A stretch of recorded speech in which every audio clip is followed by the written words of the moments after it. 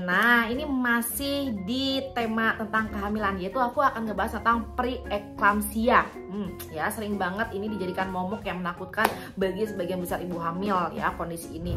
Preeklamsia adalah sebuah kondisi di mana ibu hamil mengalami komplikasi serius yang terjadi selama kehamilan dan akan menyebabkan ibu hamil mengalami tekanan darah tinggi dan akan terjadi kerusakan terhadap beberapa organ tubuhnya.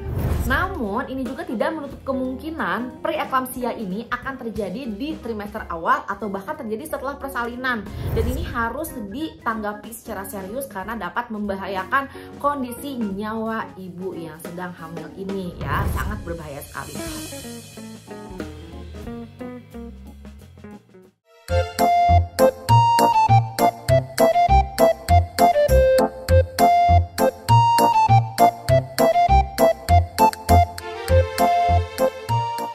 Dan hai, assalamualaikum warahmatullahi wabarakatuh. Ketemu lagi ya dengan aku Momi Restia.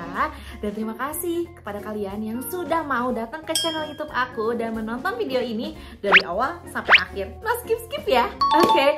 Dan akan dibahas apa lagi sih untuk di video kali ini? Nah, ini masih di tema tentang kehamilan, yaitu aku akan ngebahas tentang preeklamsia. Ya, sering banget ini dijadikan momok yang menakutkan bagi sebagian besar ibu hamil ya kondisi ini. Nah, tapi sebelum kita membahas tentang apa itu preeklamsia, kemudian juga apa gejalanya dan bagaimana cara mengatasinya, buat kalian semuanya yang belum subscribe video aku atau channel YouTube ini, tolong ya klik tombol subscribe karena itu gratis agar mendapatkan video notifikasi, lonceng atau notifikasi setiap kali aku upload video yang baru. Oke, nggak usah berlama-lama ya, takutnya durasi ya. Oke, sekarang kita akan ngebahas dulu apa sih preeklamsia itu. Nah, preeklamsia adalah sebuah kondisi di mana ibu hamil mengalami komplikasi serius yang terjadi selama kehamilan dan akan menyebabkan ibu hamil mengalami tekanan darah tinggi dan akan terjadi kerusakan terhadap beberapa organ tubuhnya. Ya. Lalu bagaimana preeklamsia itu dapat terjadi? Ini kondisi yang umumnya muncul gejalanya itu di minggu ke-20 kehamilan ya. Jadi nggak di trimester awal tapi di trimester kedua. Namun ini juga tidak menutup kemungkinan preeklamsia ini akan terjadi di trimester awal atau bahkan terjadi setelah persalinan. Dan ini harus ditanggapi secara serius karena dapat membahayakan kondisi nyawa ibu yang sedang hamil ini ya. Sangat berbahaya sekali. Oke, jadi sekarang kita akan ngebahas gejala dan tanda-tanda preeklamsia gitu. Dapat bervariasi sebenarnya, tapi ada beberapa gejala yang umum dikenali gitu ya. Yang pertama adalah kita yang biasanya tekanan darahnya normal atau tekanan darahnya rendah seperti aku, tiba-tiba aja mengalami tekanan darah yang sangat tinggi atau cukup tinggi. Jadi untuk para bumil selalu hati-hati ya. Jadi selalu mengecek tekanan darah. Kalau tiba-tiba terjadi tekanan darahnya cukup tinggi selama kehamilan, itu bisa jadi menjadi gejala awal preeklamsia.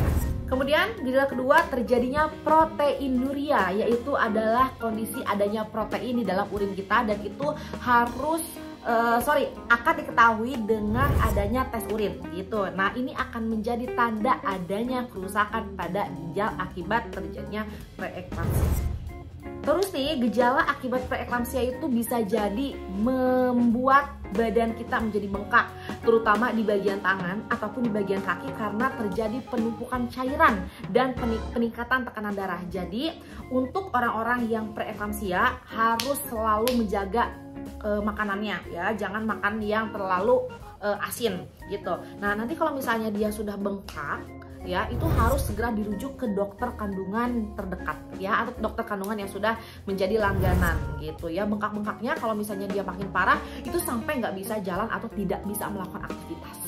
Dan selanjutnya gejala preeklamsia adalah nyeri di bagian bawah tulang rusuk ya. Jadi kalau misalnya beda ya, kalau misalnya kontraksi gitu ya atau pendarahan atau flek itu sakitnya di bagian perut bagian bawah. Nah, kalau preeklamsia sakitnya di bagian sini ya, di bawah tulang rusuk. Itu bisa jadi salah satu tanda kita mengalami preeklamsia. Gejala selanjutnya adalah gangguan penglihatan. Nah, ini udah mulai mengganggu aktivitas banget ya. Jadi ketika terjadi preeklamsia, penglihatan seorang penglihatan penderitanya menjadi kabur, dan sensitivitas terhadap cahayanya itu menjadi terganggu ya. Jadi dia nggak bisa melihat benda yang terlalu terang ya, yang berada di bawah cahaya matahari terlalu terang, atau adanya bintik-bintik cahaya yang terjadi di sekitar matanya yang dapat mengganggu sirkulasi darah ke mata. Ya, jadi dia kayak burem pandangannya gitu ya, gangguan penglihatan. Kemudian sakit kepala berat gitu ya. Rasanya tuh sakit kepala tuh berdenyut banget sampai ke ubun-ubun, atau bahkan dia tidak hilang setelah melakukan istirahat ataupun dengan obat. Udah makan obat sakit kepala, udah tidur cukup, tapi sakit kepalanya nggak sembuh-sembuh. Nah itu hati-hati ya, bisa jadi itu adalah gejala preeklampsia. Nah dan selanjutnya gejalanya ada mual dan muntah secara berlebihan. Jadi kalau misalnya di di trimester pertama kan ibu hamil suka kadang-kadang muntah kan, muntah pagi atau kadang malamnya doang. Nah kalau penderita preeklampsia itu bisa muntahnya itu hampir di sepanjang hari, dan itu dia mualnya berlebihan sekali gitu ya. Jadi benar-benar sangat menderita lah ya. Terus gejala terakhir yang bisa dikenali adalah adanya gangguan fungsi hati, dan itu harus dilakukan tes darah gitu ya. Jadi tes darah yang tidak normal bisa menunjukkan adanya gangguan fungsi hati, apalagi yang wajib kita ketahui ya, jantung fungsinya 1 memompa darah ya, mata fungsinya melihat, tapi hati dia memiliki 300 lebih fungsi ya di dalam organ ini. Dia harus kerjanya tuh yang paling keras di antara semua organ manusia itu adalah hati. Jadi kalau misalnya fungsi hatinya sudah terganggu, maka bukan hanya si janinnya yang akan menjadi beresiko, tetapi nyawa ibunya juga. Jadi hati-hati kalau misalnya seseorang menderita preeklampsia pada saat kehamilan.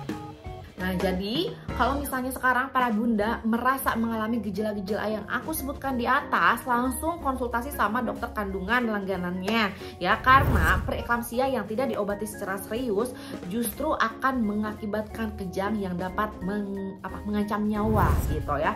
Penyebab pasti preeklampsia sebenarnya tidak bisa diketahui, belum sepenuhnya dapat dipahami oleh dunia kedokteran, tetapi ini kita ada beberapa faktor ya yang berkontribusi terhadap resiko terjadinya kondisi preeklampsia.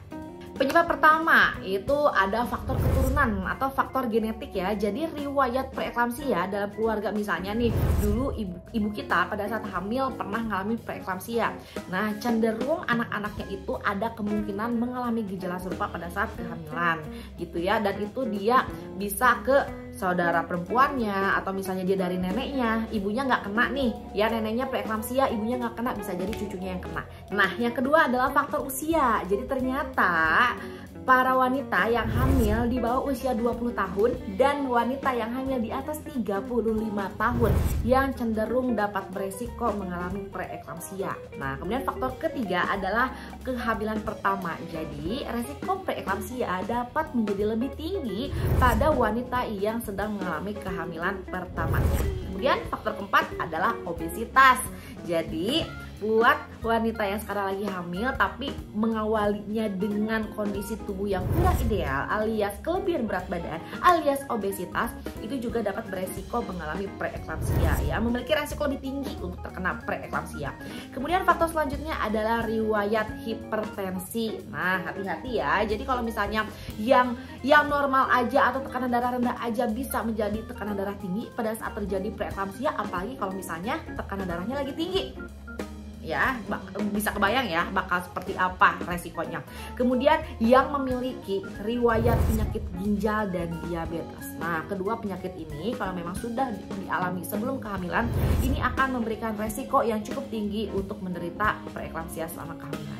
Terus kemudian faktor selanjutnya adalah kehamilan kembar atau lebih ya, lagi kembar 2, kembar 3. Nah itu resiko preeklampsia juga menjadi lebih meningkat. Terus juga interval kehamilan yang pendek, misalnya baru lahiran tiba-tiba 2-3 bulan kemudian udah hamil lagi.